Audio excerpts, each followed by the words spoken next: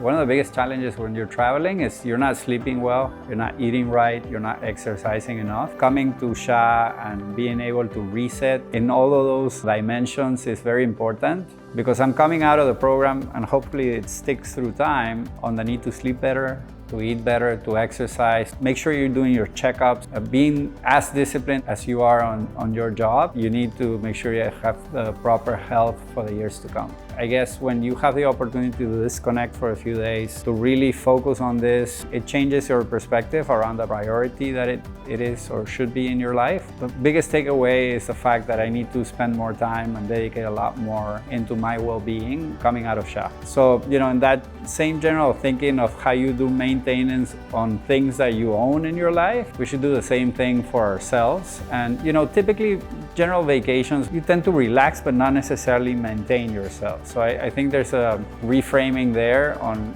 the type of vacation or days that you're investing in versus a vacation, because you're really taking care of yourself, resetting, and gaining the energy you need for the next iteration.